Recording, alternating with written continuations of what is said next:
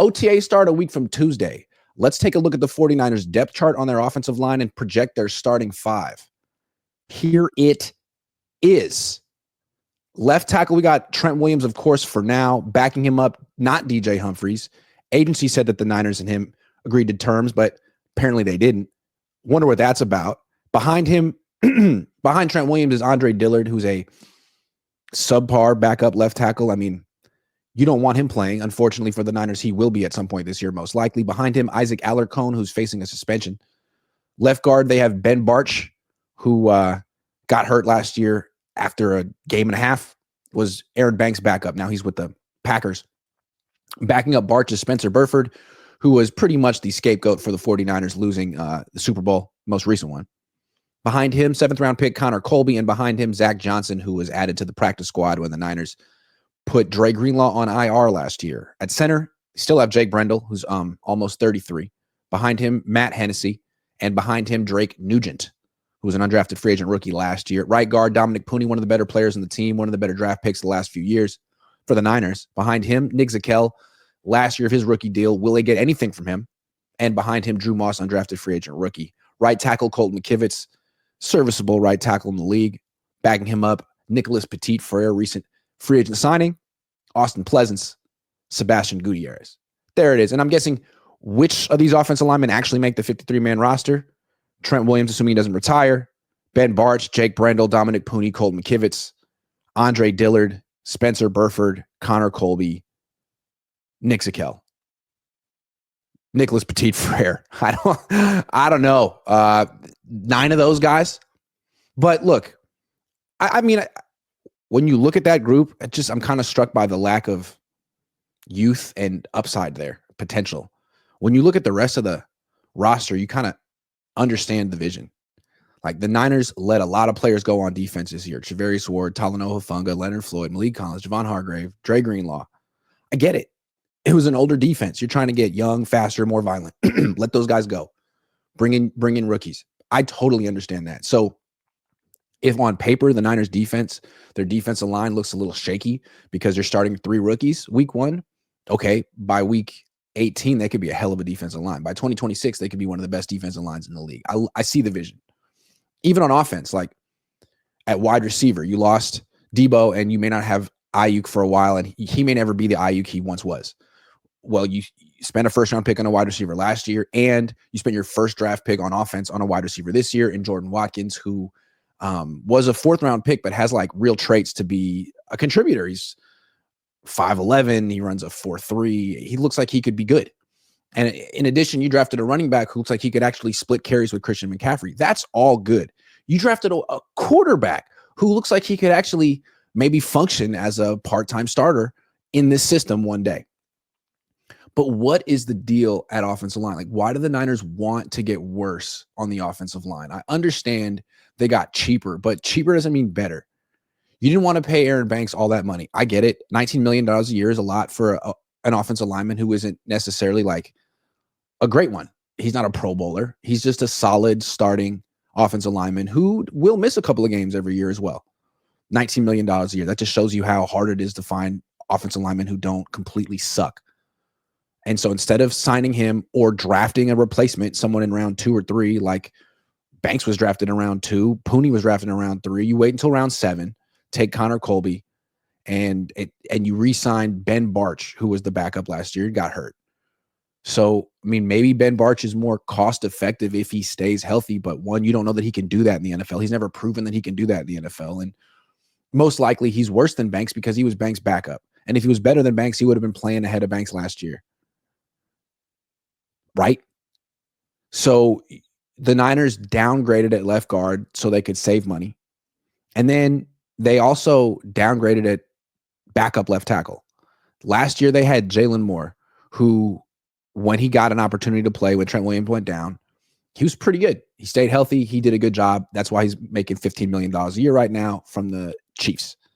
Even with Jalen Moore in the lineup doing a serviceable job at left tackle, which isn't easy to do in the NFL, Niners couldn't win. They're 4-12 since 2020 without Trent Williams. They really struggle without him because their offensive line is among the worst in the league without him. So now you go from Jalen Moore, who is, in retrospect, he was a solid starting left tackle that the Niners had on the bench as a swing tackle, getting paid as such now. Not a great one, but a solid one. You replace him with Andre Dillard, who is a proven backup. Like, he's had any number of opportunities to start. Jalen Moore was a 5th-round pick who was languishing behind a future Hall of Famer. Like, you could understand why he wasn't playing. Andre Dillard was a 1st-round pick from the Eagles who had every opportunity to play, and every time he got an opportunity, he failed, and he's bounced around the league, and now people realize he's really great if he's not on the field. So forget the fact that the Niners downgraded at left guard. Maybe Ben Bartch can stay healthy this year and give the Niners like 90% of what Banks would give them for, 10% of the price. I see the vision there. It's kind of what they did when they went from McGlinchey to McKivitz. They can maybe survive this, although their offensive line didn't get better, but maybe it got more cost effective. But the problem is that swing tackle spot is arguably even more important than the left guard spot. Prize Picks is the best place to win cash while watching sports. The app is really easy to use. To make a lineup, all you have to do is pick more or less on a few players' stats. You can play Prize Picks in over 40 states, including California and Texas. Best of all, Prize Picks will give you $50 when you play your first $5 lineup. Win or lose, you'll get $50. Basketball season is here, and there's no better time to get in. Just use promo code Cohn, COHN, and download Prize Picks now. When Trent Williams is your starting left tackle, you know you're going to have a stretch of the season where he's not your starting left tackle. He's gone, and someone else is playing. And the Niners really haven't been able to win those stretches in the past. Even in 2023, they had a losing streak when he went down. So how many games can the Niners win this year with Andre Dillard at left tackle? Any? One? Can they win any games with Andre? I don't know that they can win any game. And that's what's so scary about this team. You could say you like Robert Saleh coming back. You like the vision at D-line, at linebacker, and the secondary. You love Brock Purdy.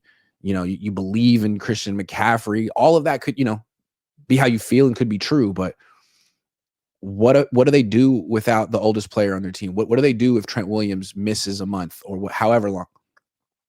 Do they just implode like the Warriors kind of imploded when they didn't have Stephen Curry?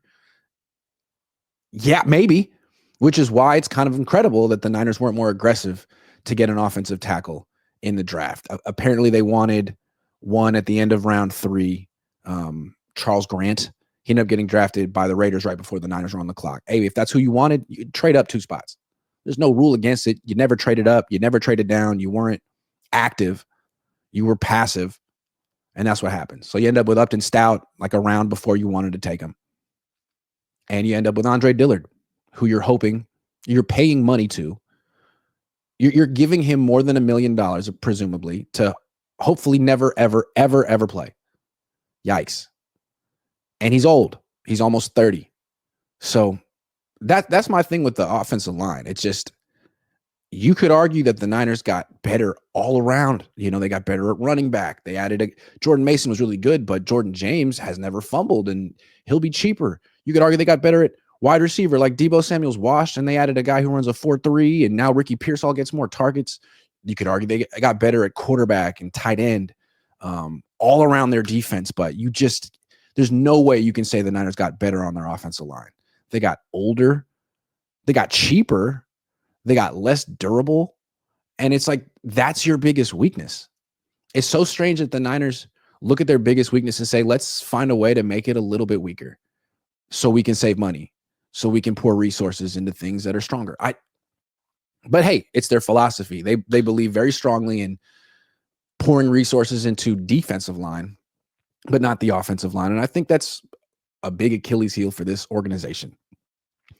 It doesn't seem to be how other good organizations are going about things. Like, the Eagles make offensive line the number 1 priority. The Lions make the offensive line the number 1 priority. Ben Johnson, who seems to be the other up-and-coming NFL offensive guru, gets the head coaching job with the Bears, and the first thing he does is revamp the offensive line. While the Niners are penny pinching, dumpster diving, going to the Goodwill of offensive line bins, stores, they're shopping at Neiman Marcus. These are terrible.